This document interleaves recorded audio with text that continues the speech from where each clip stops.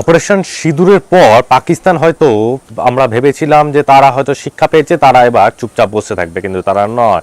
তারা এত সহজে তারা শিক্ষা পাওয়ার পাত্র নয়। তারা সাম্প্রতিককালে যেটা করলো সেটা হচ্ছে ভারতবর্ষের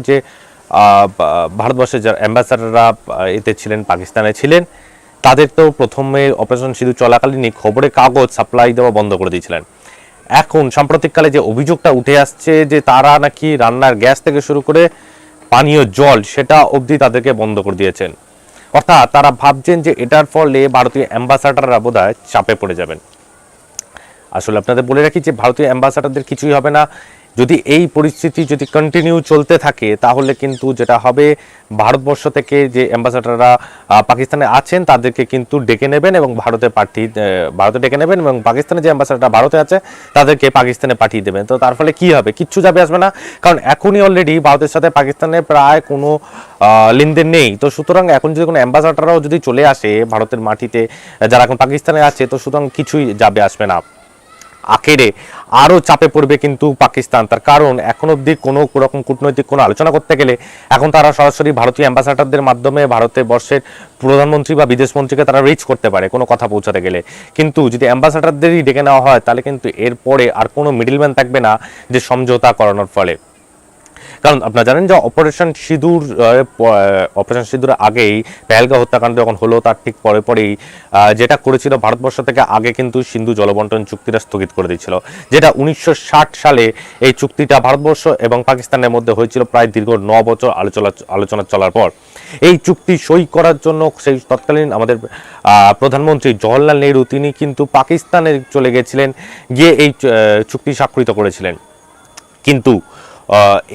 কিন্তু এর পরেও হঠাৎ করে যে এই কোনোদিনও এই সিন্ধু জলবন্টন চুক্তি স্থগিত হতে পারে এটা পাকিস্তান কোনোদিনও ভেবেই দেখেনি। তার কারণ এই সিন্ধু জল, আপনাদের আমি আগেও বলেছি যে পাকিস্তানের পাঞ্জাব প্রদেশে প্রায় 70% এরিয়ায় কিন্তু এই যে কৃষিকাজ চলে তার জল নিয়ে কিন্তু কৃষিকাজ চলে, বাকি 30% কাজ হয় কিন্তু এদের পানীয় জলের ক্ষেত্রে। বাকি যে জলটা তাদের কিছু সারপ্লাস থেকে যায় 70-30 রেশিওর মধ্যে থেকে, সেই জলটা যায় কিন্তু সিন্ধু প্রদেশও সেই জলটা নেয়। এখন এই জল বন্ধ করে দেওয়ার ফলে সিন্ধু তো একেবারেই জল পাচ্ছে না, এবং পাকিস্তানে পাঞ্জাব প্রদেশ যেটুকু জল পাচ্ছে, এখন সেই রাগ তোলার জন্য তারা এখন ওই ভারতবর্ষের যে অ্যাম্বাসাডাররা পাকিস্তানে আছেন তাদেরকে এখন তারা ওই জল, তারা গ্যাস সাপ্লাই এগুলো বন্ধ করে দিচ্ছেন। আর এগুলো বন্ধ করে দেওয়ার ফলে তাদের কি হচ্ছে, তাদেরকে বাইরে বাজার থেকে গিয়ে বেশি দামে জিনিসগুলো কিনতে হচ্ছে। ভারতের সেই অর্থনৈতিক ক্ষমতা আছে যে ওই কয়েকজন অ্যাম্বাসাডার যদি ডবল দামেও কেনে সেই দামটাকে এফোর্ড করার, কিন্তু এরই মধ্যে যদি পাকিস্তানের যে অ্যাম্বাসাডাররা ভারতে আছে তাদের যদি এখন গ্যাস বন্ধ করে দেওয়া হয়, তাদের যদি জল বন্ধ করে দেয়, সেই খরচাটা এখন পাকিস্তান তুলতে পারবে তো? কারণ পাকিস্তান অলরেডি এখন বিশ্ব ব্যাংকের থেকে লোন নিয়ে প্র্যাকটিক্যালি চলছে।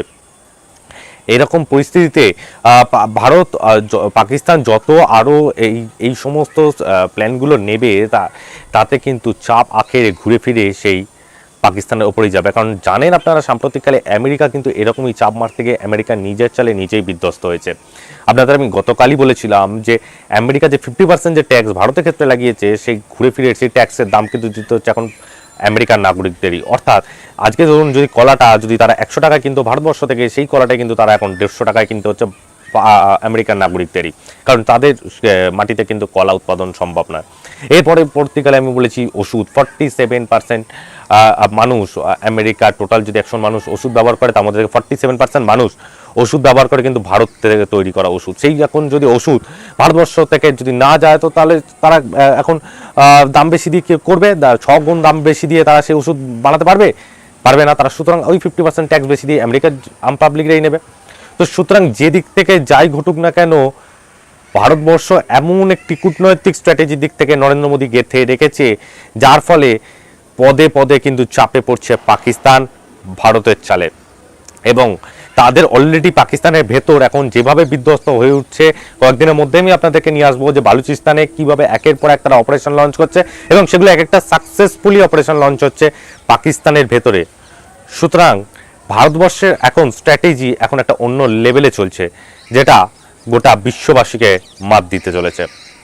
যাই ঘটুক না কেন আমরা নজর রাখছি সেদিকে, আপনারা দেখতে থাকুন ভারত বার্তা।